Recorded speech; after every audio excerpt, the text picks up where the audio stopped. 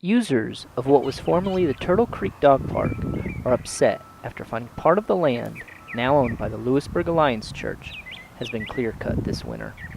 He promised that this would be for public use, to enjoy nature, and then I didn't know of what was to happen, but suddenly I heard that it was gone, and I drove by and just couldn't believe the devastation. I just used to go walk here all the time. The dog loved it. It was such a joy.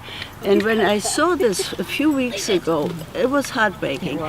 This was a trail. There was a whole system of trails that went back there, and there were patches of woods, there were tall reeds, and just like really tall unmown grass, and a lot of natural and bushes and brush and a ton of wildflowers.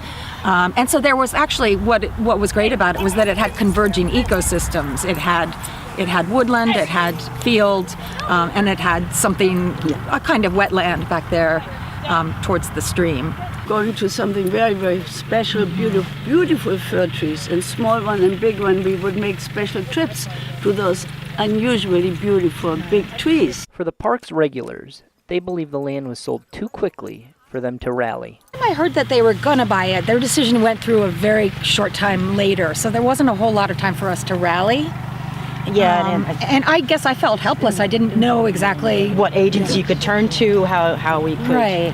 Right. We don't know exactly what resources to question here, and I kind of felt that if they were willing, if somebody owned the land and was willing to sell it, I wondered what could be, what could possibly be done. I just didn't know.